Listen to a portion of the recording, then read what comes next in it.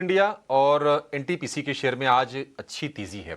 ये तेजी क्यों है? क्योंकि कोल इंडिया हम देख रहे हैं कि 52 हफ्ते की नई ऊंचाई पर पहुंच गया है और एनटीपीसी भी अपने 52 वीक हाई से ज्यादा दूर है नहीं।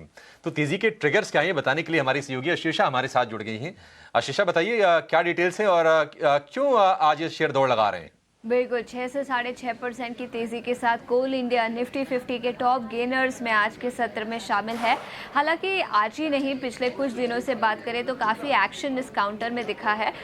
एक वजह ऑफ कोर्स पिछले कुछ दिनों की वजह बताए तो वैल्यू अनलॉकिंग एक बड़ा ट्रिगर है।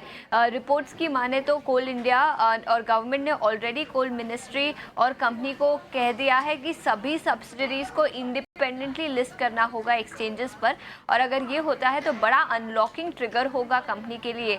दो कंपनियों के लिए ऑलरेडी कंपनी ने एक्सचेंजेस को बता दिया है कि लिस्टिंग की प्रोसेस शुरू हो चुकी है और FY27 में दो सब्सिडरीज का लिस्टिंग होता हुआ नजर आएगा।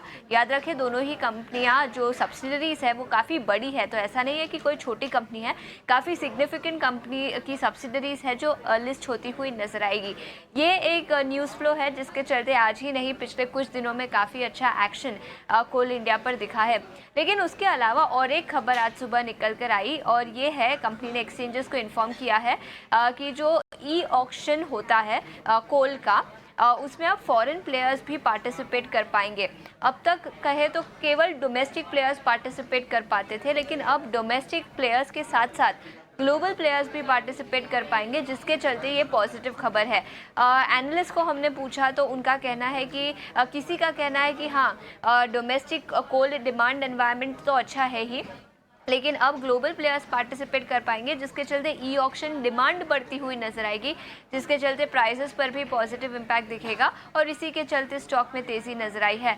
हालांकि याद रखें, एक्सपोर्ट्स का वॉल्यूम कोल की बात करें तो काफ़ी कम है, तो एक्सपोर्ट डिमांड अगर नहीं है तो ई ऑक्शन भले ही खोला हो फॉरेन प्लेयर्स के लिए, ज़्यादा कुछ पॉजिटिव इम्पैक्ट नहीं दिखेगा। तो स्ट्रीट का व्यू काफ़ी डिवाइडेड है इस न्यूज़ पीस को लेकर, लेकिन फिर भी पॉजिटिव न्यूज़ है। Sentimentally foreign players e auction में पार्टिसिपेट कर पाएंगे, डिमांड बढ़ेगी, प्राइसेस बढ़ेंगे और इसी के चलते स्टॉक में तेजी दिखी है। और जैसे मैंने बताया, स्टॉक ऑलरेडी 4% की तेजी के साथ सुबह भी कारोबार कर रहा था और वैल्यू अनलॉकिंग का ट्रिगर है, जिसके चलते पिछले 1 या 2 महीने में देखें तो स्टॉक काफी चल चुका है। ठीक है, 1-2 महीने में तो शेयर चला है कोल इंडिया ने, लेकिन निवेशकों का जो पेशेंस बहुत टेस्ट कराया है। मुझे बहुत ही क्लियरली याद है कि 2010 में इसका आईपीओ आया था और लगभग आई थिंक कि 290-300 रुपए के आसपास के प्राइसेस थे इनके आईपीओ के, और वहां से देखा जाए तो फिर उतने रिटर्न बने नहीं है, तो थोड़ा सा अंडर परफॉर्म किया है। तो एक री रेटिंग ड्यू है। सरकार कह रही कि अपनी सारी जो सब्सिडरीज हैं उसको आप लिस्ट करवाइए।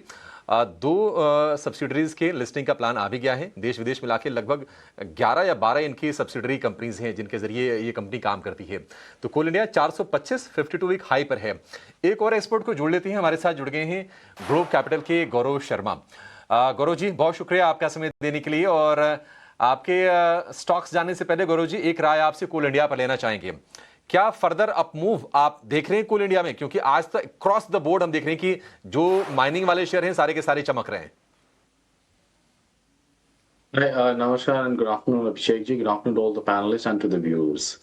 कोल इंडिया में एक शानदार अप मूव आया है। एक बहुत ही पिछले 4-5 दिनों में एक इनडिसाइसिव कैंडलस्टिक फॉर्मेशन के साथ विद नेगेटिव बायस ट्रेड कर रहा था स्टॉक, और आज इस खबर के चलते एक शानदार अप मूव आया है।